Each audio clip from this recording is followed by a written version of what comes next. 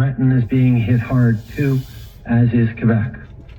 There have been evacuation orders issued. Hundreds of thousands of people are without power. There are reports of roads washed out and homes destroyed. We've all seen the images. This is a very powerful and dangerous storm.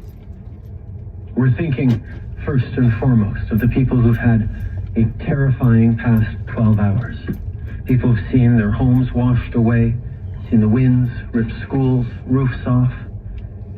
But as Canadians, as we always do in times of difficulty, we will be there for each other. Les Canadiens pensent à tous ceux qui sont touchés par l'ouragan Fiona, qui a des effets dévastateurs dans les provinces de l'Atlantique et dans l'est du Québec, particulièrement aux îles de la Madeleine. Il y a des gens qui voient leurs maisons détruites, des gens qui sont très inquiets. On va être là pour vous. On continue de suivre la situation de très près et bien sûr le gouvernement fédéral est là pour offrir du soutien aux provinces avec des ressources additionnelles. I will, of course, no longer be attending the state funeral in Japan, and our government is fully engaged in supporting Canadians through this major storm. I've spoken with Premiers Fury, King, Higgs, Houston, and Legault. I've told them that if there is anything the federal government can do to help, we will be there. Earlier today, I convened the Incident Response Group, and our government is standing ready to support provinces with any necessary resources. We've approved Nova Scotia's request for federal assistance and will deploy the Canadian Armed Forces to assist in assessment and cleanup and stand ready to do more. We're seeing reports of significant damage in the region, and recovery is going to be a big effort. We will be there to support every step of the way. I know Canadians across the country, as always, want to help. So we're announcing that we will match any Red Cross donations Canadians and corporations make over the next 30 days.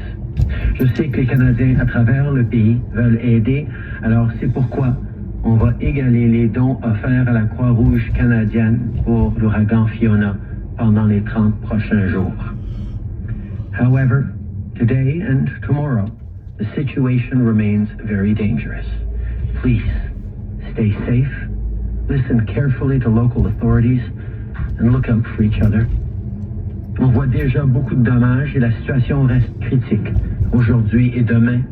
J'encourage tout le monde à continuer d'écouter les autorités locales et de faire tout ce qu'il faut pour rester en sécurité. Je vais maintenant passer la parole au ministre Blair. Bill. Thank you very much, Prime Minister, and bon après-midi tout le monde. Let me begin by joining the Prime Minister in expressing that our thoughts are with the Canadians in Atlantic Canada and Quebec as they struggle through the impacts of Hurricane Fiona. At approximately 3:48 a.m. this morning, post-tropical storm Fiona made landfall between Canso and Guysborough, Nova Scotia, and as the storm tracked northward, with its high winds, its very heavy rainfall and storm surges, it has had a devastating impact across the Maritimes, Quebec, and Newfoundland, Labrador. The storm is not yet passed. It remains a dangerous storm. But as it's expected to track northwards today, it will lose strength and remain a post-tropical cyclone in the northeast corner of the Gulf of St. Lawrence by Sunday morning. And as we move from response to the storm into a period of recovery, I want to assure all Canadians and the Prime Minister that my colleagues and all of our officials right across the federal government, in every department and in every ministry, have been fully engaged in the response and will be there throughout the recovery.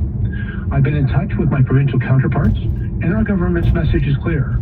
Whatever you need, we will be there with you, we will be there for you, and we will deliver. I've also spoken with our Atlantic MPs and members of the opposition because we know that in an emergency, we are all on one team and we all must work together in the best interest of keeping Canadians safe. We are seeing severe damages to homes, critical public infrastructure, roads, and our airports. A significant number of trees are down right across the region. And we know the impacts of the power grid are still being assessed but are in fact very extensive. We have heard from all of the provinces, and as they assess the damage, we anticipate that there will be several requests for federal assistance.